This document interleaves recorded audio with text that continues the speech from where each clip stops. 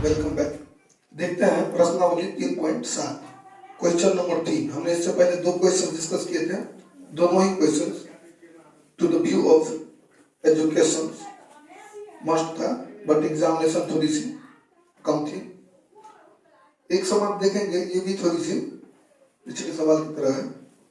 कह रहा है एक रेलगाड़ी कुछ दूरी समान चाल से तय करती है। तो एक रेलगाड़ी है, ठीक है, और रेलगाड़ी क्या करेगा, चलेगा समान चाल से। समान चाल मतलब उसका जो भी प्रति घंटा की रफ्तार हो वो। यदि रेलगाड़ी की चाल 10 किलोमीटर प्रति घंटा अधिक कर दिया जाए, यानी उसको बढ़ाने का जो स्पीड होगा, जितना चल रहा था नॉर्मल, उसमें 10 किलोमीटर प्रति घंटा जोड़ दिया जाए, ठीक है, तो उसे नियत समय से 2 घंटा कम लगता है। मतलब जितना समय लगना चाहिए उससे 2 घंटा कम लग रहा है। तो यहाँ पे हमें मानना पड़ेगा, यहाँ लिखते हैं, माना कि रेलगाड़ी की वास्तविक या समान लिख सकते हैं, समान बोल रहा था ना, समान चाल कितना है, x किलोमीटर प्रति घंटा। अच्छा, ये चाल होगा, दूर समय मान लेते हैं y घंटा, ठीक है ना। और क्या कह रहा है, तो उसे नियत समय में 2 घंटे कम लगता है, तथा नियत समय तथा दूरी तय करने में लगा नियत समय कितना है, y घंटा है। मान लेते हैं जितना किलोमीटर की रफ्तार से चल रहा है, जितना भी दूरी अभी नहीं माने हैं, तो दूरी जितना तय करेगा उस दूरी में उसे y घंटा लगेगा। तो हमारा समय है y और चाल है x। अब तो कुल दूरी क्या होगा, तो कुल दूरी क्या होगा बताइए। तब कुल दूरी, तो दूरी बराबर क्या होता है, चाल इंटू समय। तो यहाँ पर क्या लिखिएगा, चाल इंटू समय। तो आप बताइए आपका चाल कितना है, आपका चाल है x किलोमीटर प्रति घंटा और दूरी है y। तो इसीलिए x y आपका क्या हो गया, कुल दूरी, यानी कुल दूरी वो कितना तय करता है, x y किलोमीटर, ठीक है ना। तो x y किलोमीटर वो कुल दूरी तय करेगा। तो इतना दूरी तय करने में उसका चाल है x किलोमीटर प्रति घंटा के रफ्तार से और समय है y। अब सवाल को पढ़िए और फिर यहाँ से इसको इक्वेशन पुट करने का प्रयास करेंगे। चलिए, कह रहा है अगर हम रेलगाड़ी के चाल को कितना बढ़ा दें, 10 किलोमीटर प्रति घंटा रफ्तार तेज कर दें। तो पहले समान चाल x है, इस x में स्पीड कर दीजिएगा 10 प्लस। तो जैसे ही स्पीड को बढ़ाइएगा तो आपका क्या हो जाएगा, चाल इंटू समय। समय कितना हो जाएगा, इंटू में आएगा, गुना में। समय आपका कितना है y, तो y घंटा में कितना, 2 घंटा स्लो हो जाएगा। मतलब क्या कह रहा है, उसे 2 घंटे कम लगते हैं, मतलब 2 घंटा कम ही लगता है तभी पहुंचा देता है गाड़ी को। तो इस तरह से क्या हो जाएगा, दूरी x y, तो x y पहले निकाल रखे हैं, तो सीधा यहाँ लिख देंगे x y। कुल दूरी ये है, तो दूरी बराबर चाल इंटू समय। कोई दिक्कत, अब इस इक्वेशन को तोड़ लेते हैं और इक्वेशन के फॉर्म में जनरेट करते हैं। इसको इससे मल्टीप्लाई, इसको इससे, इसको इससे और इसको इस तरह से मल्टीप्लाई करेंगे। तो x y x को यहाँ -2 से गुना करेंगे तो माइनस में 2x। अब ये प्लस से करिए तो क्या हो जाएगा, प्लस में 10y, फिर हो जाएगा माइनस, प्लस गुना करिएगा माइनस, और 10 2 कितना हो जाएगा 20। इस तरह से यहाँ हो जाएगा x y। इसको हमने इंटू किया है। अब देखिए ये x y को जब बराबर किस तरफ लाइएगा तो अपने मुंह कट जाएगा, माइनस में जाएगा। तो अब ये काट देते हैं बराबर किस तरफ, माइनस में 2x plus 10y equal to 0 होगा, इधर कट गया। तो इस 20 को बराबर किस तरफ लाइएगा तो किस में जाएगा, माइनस में जाएगा। लेकिन इसके साथ माइनस है, अभी डिस्कस मत करिए, अभी डिस्कस करिए। ये पहले तब ये समझिए कि कोई भी एक मान को इधर से उठा के उधर बराबर के इस तरफ से उठा के उस तरफ रखेंगे तो हमेशा वो माइनस में जाएगा, ठीक है ना। अगर उसके साथ माइनस है तो प्लस में, और नहीं है तो माइनस में जाना तो तय ही है। अगर किसी भी अंक के पीछे इक्वेशन बराबर के इक्वल टू के इस तरफ लेफ्ट या राइट हो और उसमें माइनस ना लगा तो प्लस में, जाहिर सी बात है। उसको जब भी इधर से उधर करेंगे माइनस में डालेंगे। इसको और इस तरह से लिख सकते हैं आसान भाषा में, -2x + 10y = 20। हम चाहे तो इसको यहाँ से माइनस भी हटा सकते हैं, इसको हटाएंगे तो यहाँ पर चिन्ह बदल जाएगा, फिर ये माइनस में इधर चला जाएगा, कोई फायदा नहीं, इसको यही रख देते हैं, इधर देख लेते हैं, इसको उठाइए। फिर अभी जनरेट करेंगे, इसके लिए क्या करते हैं देखिए, कह रहा है यदि रेलगाड़ी 10 किलोमीटर प्रति घंटा धीमी चलती है, तभी तो स्पीड किया तो 2 घंटा कम लगा। अब स्पीड नहीं स्लो कर रहा है तो गाड़ी को स्लो कर दीजिए आप लोग, क्या हो जाएगा x - 10। अरे वहां अधिक क्या तो जोड़ दिए, यहाँ कम कर देंगे 4 × समय कितना अधिक लग रहा है, 3 घंटा अधिक लग रहा है। सवाल देखिए आप लोग, 3 घंटा अधिक समय लग रहा है, तो कुल दूरी कितना है, वही x y पहले के जैसे उधर मल्टीप्लाइड किए थे वैसे इसको भी करना है, इसको इससे, इसको इससे, इसको इससे और इसको।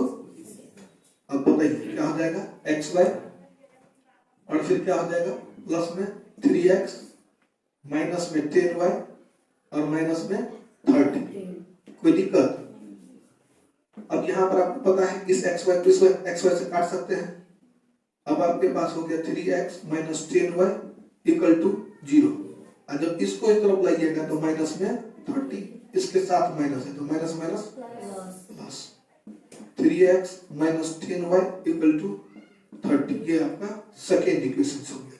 अब हम देखिए 10y यहाँ ऑलरेडी कट ही रहा है, हम इसको विलोपन विधि से 1 से मल्टीप्लाई कर सकते हैं यहाँ लिखेंगे, क्योंकि ये प्लस में है एक माइनस में है तो जोड़ने पर लिखेंगे EQN 1 में EQN 2 को जोड़ने पर, जोड़ दीजिए।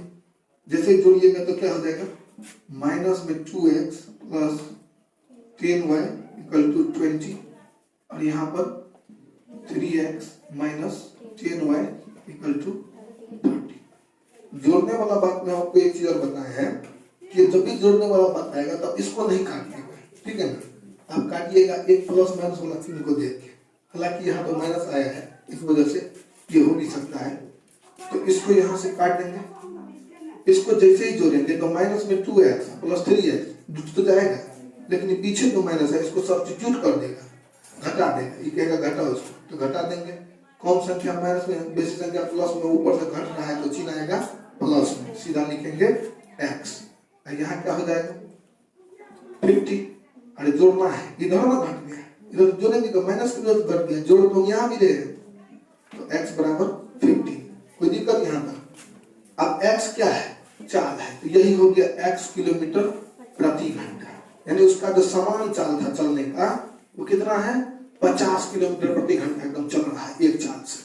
अब गाड़ी को स्पीड करिएगा तो ऐसे प्रोसेस में आया, स्लो करिएगा तो ऐसे प्रोसेस में आएगा। चलिए हम निकालते हैं कुल दूरी।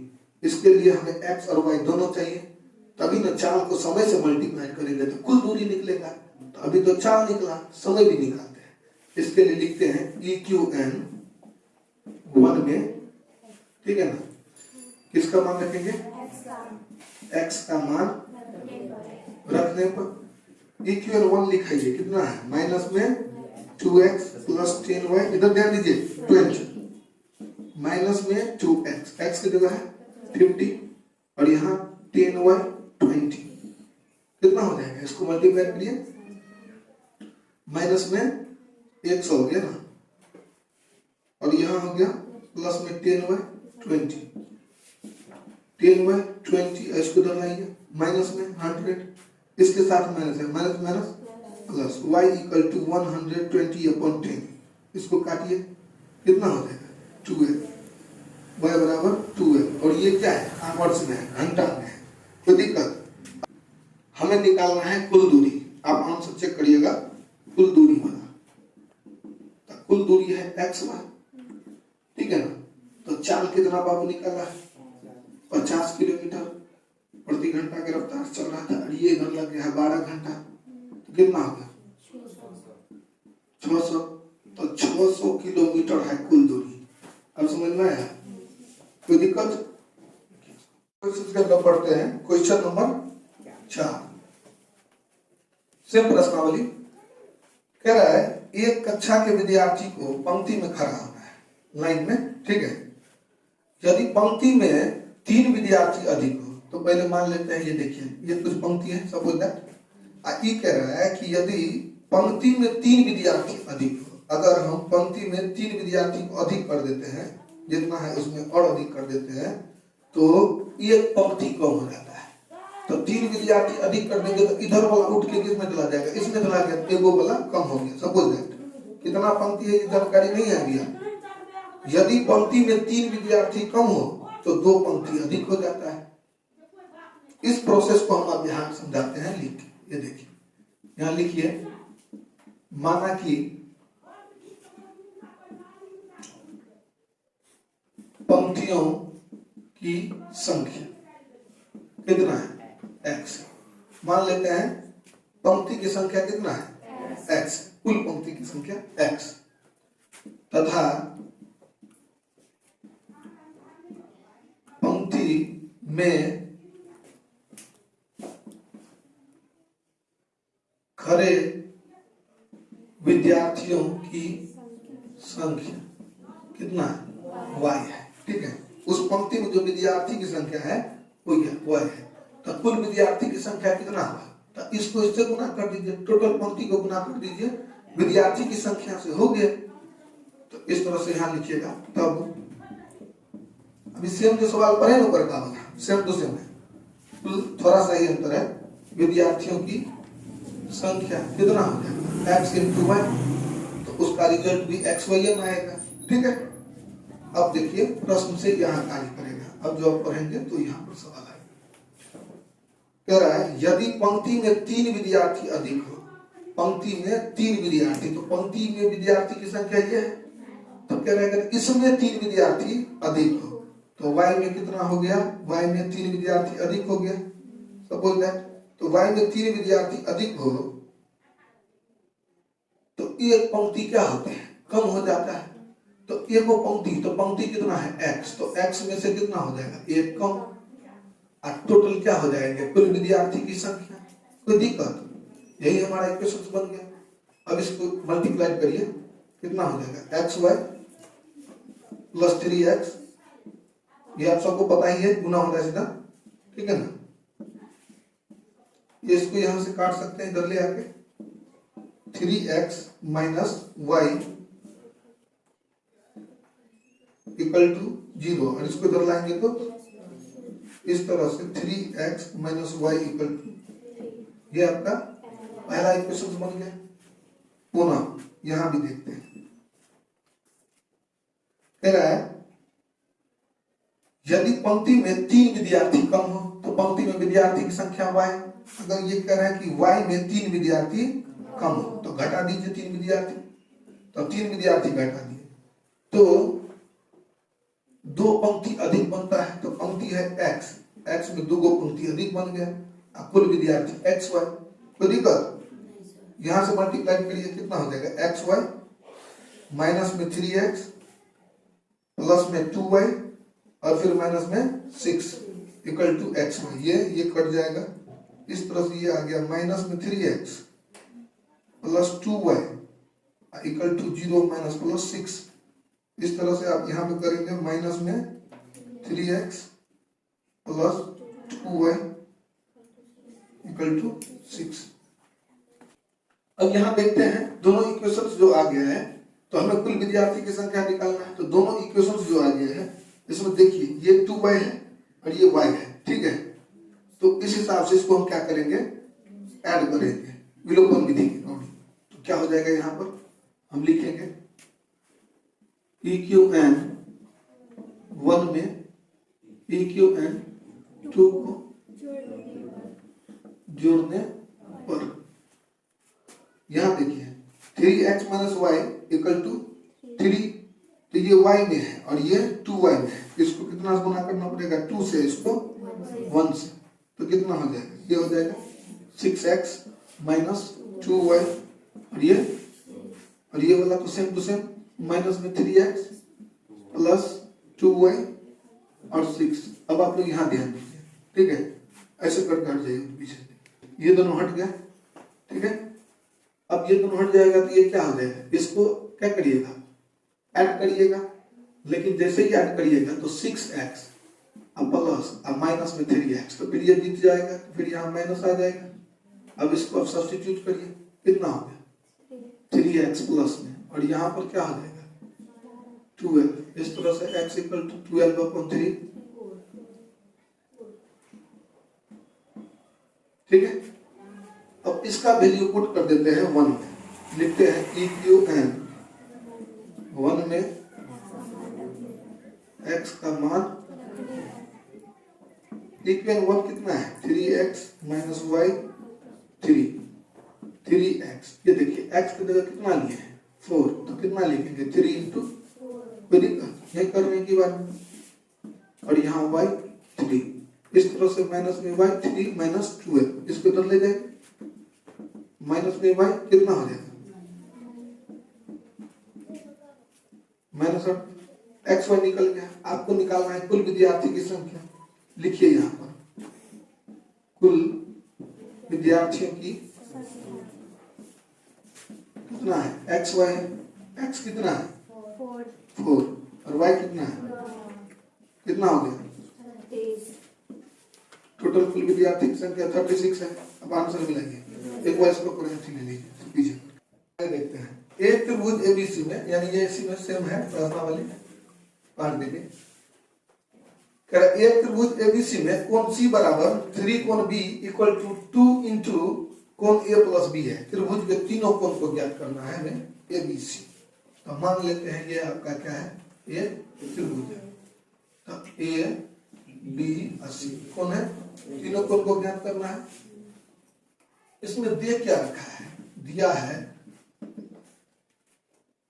कोण C इक्वल टू 3, और ये हटल नहीं है, कोण C equal to 3 into B कोण बी, ठीक है ना, कोण C इक्वल टू 3 इंटू कोण बी।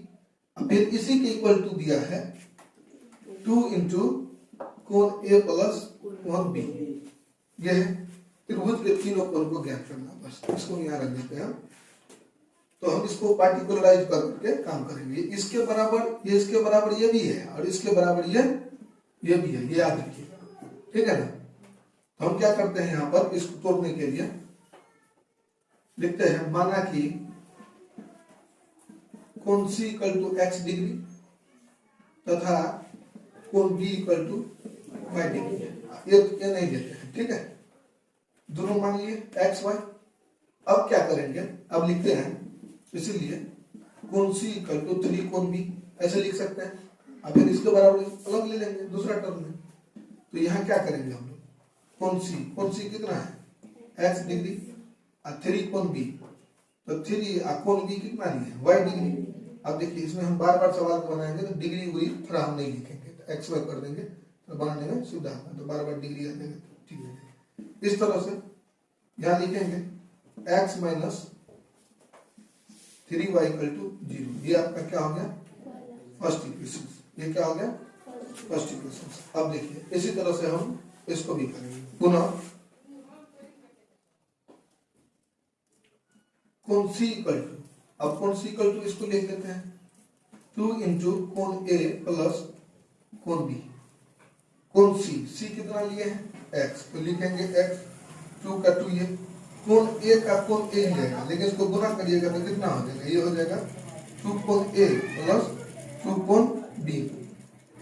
कोण A का मान नहीं ऐसे गए, लेकिन कोण B का वैल्यू है कितना लिए y है, देखिए तो यहाँ पर क्या हो जाएगा 2y, तो दिक्कत 2b 2 कोण B, और इस कोण B के जगह हम कितना लेंगे, B के जगह y माने हैं, तो यहाँ क्या हो जाएगा y, तो 2y, कोई दिक्कत यहाँ तक। अब देखिए इसको हम इस तरह से लिख सकते हैं x, इसको इधर लाएंगे तो माइनस में 2y और 2 कोण A उधर रहने देते हैं। इस तरह से हम अगर अगला टर्म में लिखेंगे तो x minus 2y upon 2 equal to कोण A, कोण A इक्वल टू हमारा कितना निकला x माइनस 2y अपॉन होता है, इसलिए लिखेंगे कोण A प्लस कोण B प्लस और कोण C इक्वल टू 180 डिग्री। कोण A का वैल्यू जितना है वो लिखिए यहाँ x माइनस 2y बटा 2, कोण B कितना है y और कोण C कितना है एक्स।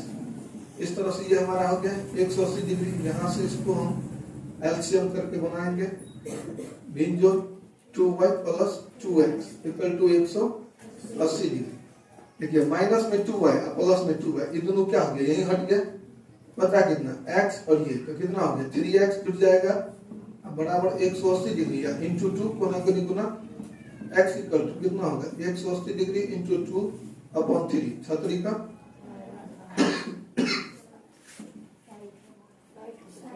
ठीक है। यहाँ कितना हो जाएगा 120 डिग्री x। तो x किसको माने थे c को, इसीलिए कोण c इक्वल टू कितना 120 डिग्री। ये आपका निकल गया। अब हम क्या करेंगे और भी मान जनरेट करना है तीनों। तो हमारा ये निकल गया है इधर का 120 डिग्री कोण c। अब हम क्या करेंगे कोण c का वैल्यू पुट कर देंगे किसमें, इसमें x का वैल्यू लिखेंगे EQN 1 में x का मान रखने। तो हम क्या देख रहे हैं EQN 1 में x का मान रख देंगे। EQN 1 कितना है यहाँ देखिए ना, x minus 3y equal to x के जगह हो जाएगा 120 degree minus 3y equal to 0, इसीलिए माइनस में 3y इक्वल टू 0 इसको इधर लाइएगा तो माइनस में 120 डिग्री, इसीलिए y इक्वल टू माइनस में y इक्वल टू माइनस में 120 डिग्री, माइनस माइनस कट गया y equal to 120 degree upon 3, 3 चौका 12 40 डिग्री ये हो गया।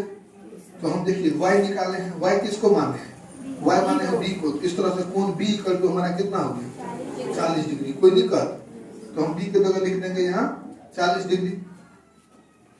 अब बच कर गया a, इसका वैल्यू पुट कर दीजिएगा किसमें सेकंड में। ये इक्वेशन कौन सा है, सेकंड इक्वेशन है।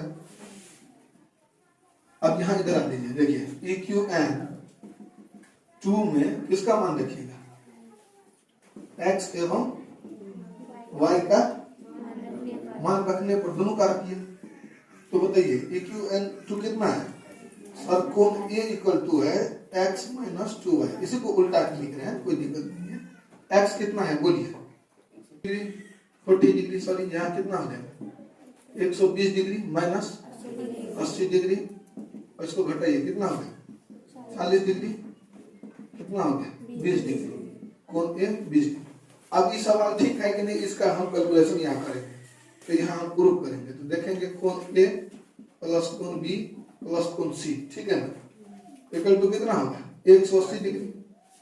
आइए कितना है 20 डिग्री, कोण B कितना है 40 डिग्री, कोण C कितना है 120 डिग्री, इधर कितना है चलिए सबको जोड़िए 120 साइड कितना हो गया 180 हो गया, तो 180 इधर हो गया और 180, तो ये क्या हो गया, मतलब हमारा जो मान निकला है सब एक्यूरेट है।